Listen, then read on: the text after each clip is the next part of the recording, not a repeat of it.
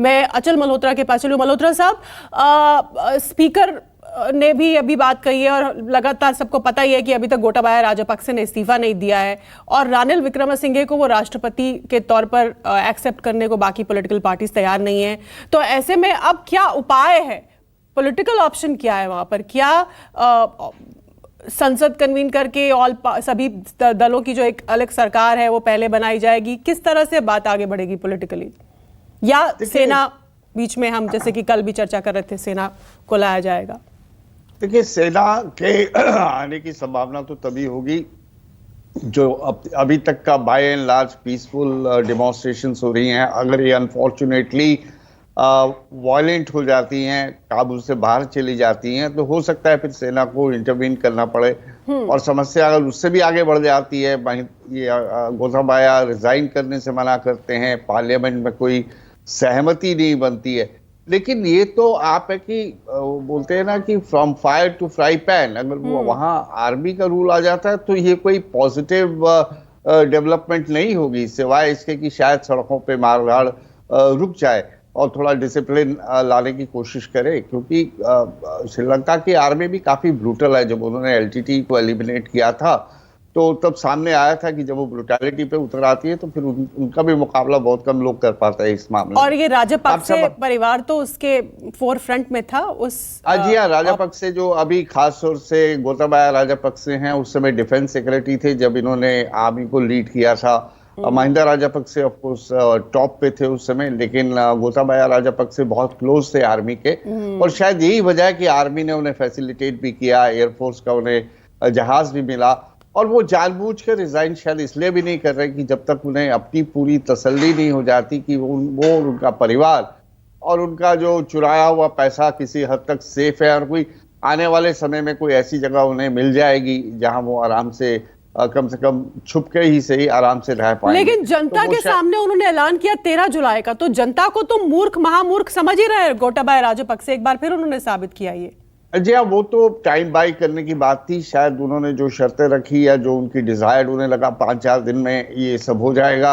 एक चीज तो हो ही गई, वो निकल तो आए, लेकिन समस्या ये हो रही है कि निकल तो आए लेकिन खाना बदोशों की तरह एक जगह से दूसरी जगह धक्के खा रहे हैं। मालदीव में उन्हें एक्सेप्ट नहीं किया गया और श्रीलंका भी अगर वो सिंगापुर भी अगर वो चले आते हैं तो वहां पे भी रेजिस्टेंस मिलेगी उन्हें। मेरे हिसाब से अगर मेरी एडवाइस लें तो वो कुछ पैसा खर्च करे और वेस्ट इंडीज में जाके बैठ जाए, जहाँ जैसे नीरव चौकसी वगैरह ने खरीद ली है वहां की सिटीजनशिप, वो भी खरीद के बैठ जाए तो शायद वो उनके लिए ज्यादा आसान रहेगा। बहरहाल, जहां तक आपने रानिल विक्रमसिंघे की बात करी, एक जमाने में वो बहुत पॉपुलर थे, काफी केपेबल भी थे, डिलीवर भी किया। उनकी जो यूनाइटेड नेशनल पार्टी है उसने पिछले 74 साल में कम से कम 38 साल तक सरकार में उनका दखल था, चाहे उन्होंने डायरेक्टली रूल किया चाहे as a coalition partner rule किया। लेकिन 4-5 बार वो प्राइम मिनिस्टर भी बने। बट अब वो स्पेंट फोर्स हैं, खासतौर से पिछले इलेक्शन में उनकी पार्टी को एक भी सीट नहीं मिली थी। एक सीट मिली थी, वो भी नॉमिनेशन से, और जिसके चलते हुए वो आए। लेकिन उसके बावजूद राजपक्षे ने उन्हें प्राइम मिनिस्टर बना दिया, क्योंकि ये उन्हीं के अब जो हैं, जैसे अम्बेसडर वोरा बहुत अक्सर बहुत सही कहते हैं कि वो रानिल विक्रमसिंघे नहीं है, वो तो रानिल राजपक्षे हैं। तो आप ये समझ सकते हैं कि उन्हीं के वो थे, उन्हीं के अपॉइंट किए हुए। आइडिया यही था कि उनकी फेवर में वो बात करेंगे।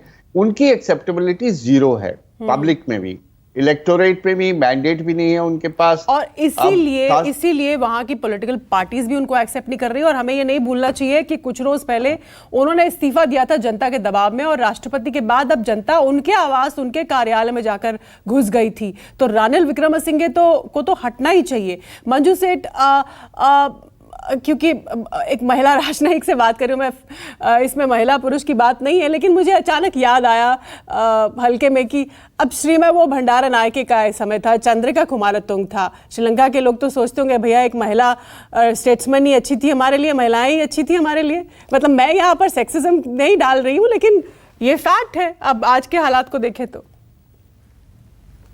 हाँ, कुछ हद तक शीतल जी बिल्कुल सही कह रही हैं आप। It is not a question कि फीमेल या मेल, but I think दोनों जो उनके लेडी प्रेसिडेंट्स थे वो बिल्कुल कामयाब प्रेसिडेंट्स थे और बहुत उन्होंने समृद्धि की तरफ ले गए थे श्रीलंका को। और आई थिंक ऑल्सो बिकॉज वो solutions, normally the attitude is कि सॉल्यूशंस और गवर्नेंस में वो ज्यादातर तवज्जो देते हैं इन जनरल लेडी लीडर्स, लेकिन नॉट 100% ट्रू, बट ये ऐसा देखा गया है और वो लीडर्स जनरली सक्सेसफुल रहते हैं। और अगर आप देखेंगे वो अपनी थोड़ी जो अनदर थिंग जो मुझे लगता है, कमिटमेंट जब करते हैं नॉर्मली कमिटमेंट को मीट करते हैं। अब यहाँ आप देख रहे हैं दोनों जो इनके प्राइम मिनिस्टर प्रेसिडेंट दोनों ही अपना बैठे हुए कुर्सी पे और अपनी रेजिग्नेशन कहने के बावजूद कि हम दे देंगे अभी तक नहीं दी। हाँ, मतलब थोड़ा सा क्रेडिबिलिटी इशू, हद है ये, मतलब हद है, क्रेडिबिलिटी इशू, सीरियसली हद है। मतलब जनता को मूर्ख बनाने की, मूर्ख समझने की हद है ये। लेकिन उनको इस बात का, उन्हें ये बात समझनी चाहिए, राइटिंग ऑन द वॉल देखनी चाहिए कि अगर उनके राष्ट्रपति भवन में घुस आई जनता, उनको खदेड़ दिया देश से बाहर, तो कम से कम अब तो जनता को अंडर एस्टिमेट ना करो, उसकी मंशा का ख्याल रखो। नमस्कार, मैं हूं मानक गुप्ता। अगर आपको हमारा ये वीडियो पसंद आया हो तो इसे लाइक और शेयर जरूर करें और हाँ, हमें सब्सक्राइब और फॉलो करना ना भूलें ताकि आप देश और दुनिया की कोई खबर मिस ना करें। तो जुड़े रहिए हमारे साथ और देखते रहिए न्यूज़ 24।